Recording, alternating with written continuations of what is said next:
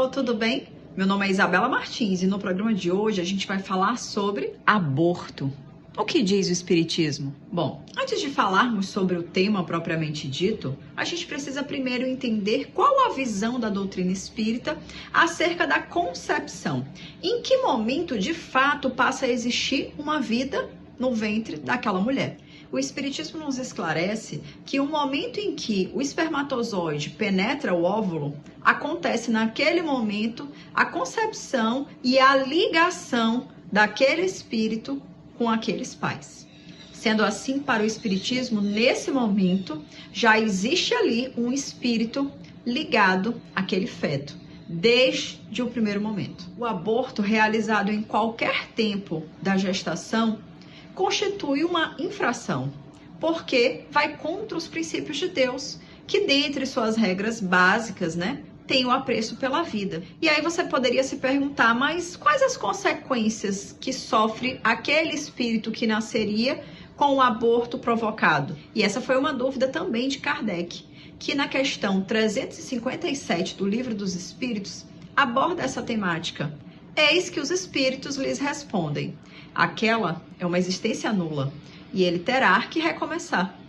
É isso que acontece. Ele terá que iniciar uma nova existência. E o espírito abortado sofre com isso? Bom, imagine que você tem uma oportunidade, que você ganhou uma bolsa, que você vai estudar numa escola maravilhosa, vai para outro país. E de repente você já está de mala pronta e eis que chega a notícia de que, infelizmente, aquela universidade não vai poder te receber, aquela bolsa foi cancelada e que aquela viagem dos sonhos que você sempre esperava não vai mais acontecer. Qual sentimento você teria?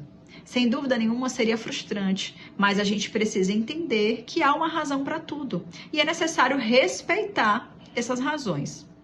Claro que com esse discurso a gente também precisa entender: toda ação tem uma reação, toda causa tem um efeito. Então, obviamente, as pessoas responsáveis por aquele aborto terão algo ali com o que recuperar mais adiante, no momento em que estiverem preparados para aqueles resgates. Podem ser que aconteçam ainda nessa vida ou em uma próxima. Porque a mulher que comete o aborto, ou o pai que induz a mulher a provocar aquele aborto, ambos sofrerão as consequências daquela atitude. Mas isso, gente, vale para tudo. Mas, Isabela, e se aquela gravidez estiver deixando a vida da mãe em perigo? O aborto, então, seria aceito? Segundo a doutrina espírita, sim. Porque já que aquela gestação coloca em risco a vida da mãe, então, melhor que se preserve a vida daquele que já existe do que daquele que ainda iniciaria a sua jornada.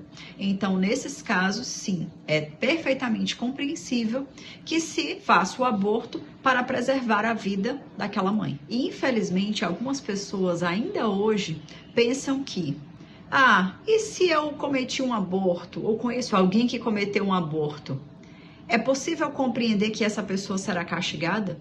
Aí, então, eu te responderia que você precisa conhecer melhor a Deus, porque Deus é um Pai misericordioso e bom, extremamente justo, amoroso. Ele não é um Deus de ódio, de vingança, de castigos. Ele é um Deus que educa. E, obviamente, sendo um Deus que educa, ele jamais castigaria qualquer dos seus filhos. Mas, claro, conforme as atitudes de cada um, teremos resgates a fazer. Mas não dá para dizer ou generalizar, por exemplo, afirmando que alguém que por alguma questão fisiológica não possa ter filhos, veio infértil ou qualquer coisa do tipo, seja um castigo de Deus por ter realizado qualquer tipo de aborto. Isso não faz sentido. E Deus nem precisa perdoar a ninguém, porque Deus não se ofende. Ele compreende a nossa imaturidade e o quanto ainda estamos distantes de sermos aquilo que seremos um dia, que é espíritos puros. Então, claro, as consequências daquela atitude, em algum momento, elas recairão sobre nós e teremos que arcar com elas, como todas as outras. Isso não vale só para o aborto, isso vale para qualquer comportamento inadequado que eu possa ter. Mas como a doutrina espírita nos explica, sempre existe a possibilidade do resgate, do perdão, do auto-perdão. E isso é o mais importante. levantar a cabeça, continuar a jornada e evitar cometer os mesmos erros do passado.